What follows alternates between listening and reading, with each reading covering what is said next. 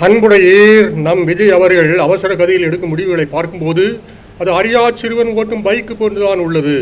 அது எங்கு போய் எந்த நேரத்தில் முட்டுமோ மோதுமோ தெரியாது. அவரை காப்பாற்ற வேண்டும் என்ற நல்லிடத்தோடு தான் இதை வெளியிடுகின்றோம். பைபிளிலே 2 அரசர் 22:2 காண்கிறோம். 8 வயதிலே ஆட்சிக்கு வந்த இளவல் ஜோசியாவுக்கு வழிகாட்டியது அவரது தாய் ஜெடிடா. 31 ஆண்டுகளாக நேர்மையான ஆட்சி நடத்தியதுடன் கடவுளது வழியிலே நடந்தார் என்று பைபிள் குறிப்பிடுகின்றது. 2 அரசர் 22:2. அதுபோல சாலமோனுக்கு அறிவுரை கூறியது அவனது தாய். நீதிமொழியாகமம் 31:1 முதல் 9 வரை. இங்கே விஜய் அவர்களுக்கு அவரது தாய் வழிகாட்ட சொல்லவில்லை. நாம் அவர் என்ன பால்குடி பிள்ளையா? அறிவார்ந்த பெரியோர்களைத்தான் அவர் கேட்டு நடக்க வேண்டும். ரெகோபோவாமை பைபிளிலே இடித்துரைத்த பெரியோர்கள் போல. 1 அரசர் 12:7.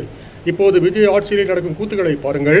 ஆட்சி பொறுப்பேற்றதும் என்ன வாக்களித்தார்? எங்களது மக்களது வரிப்பணத்திலிருந்து ஒரு பைசா கூட தொடமாட்டேன் என்று.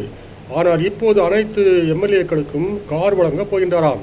ஏற்கனவே கார் உள்ளவர்களுக்கு இந்த உல்லாச கார் தேவைதானா? காமராசர் இப்படியா ஆட்சி செய்தார்? அடுத்து சென்னை மாநகர பேருந்துகளிலே 1797 நடத்துனர்களை ஏற்படுத்த விஜய் உத்தரப்பிரதேசத்து தனி நிறுவனத்திற்கு டெண்டர் வழங்குவது ஏன்? தமிழ்நாட்டில் படித்த இளைஞர்கள் இல்லையா? அவர்களை பட்டினி போட்டுவிட்டு வடநாட்டாருக்கு அன்னதானம் பண்ணுகின்றார். தாய் தஞ்சாவூரில் பிச்சை எடுக்க மகன் கும்பகோணத்தில் போய் அன்னதானம் பண்ணினானாம்.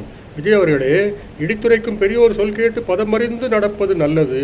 கூத்தன் பதம் அறிந்து ஆடுபாம்பே.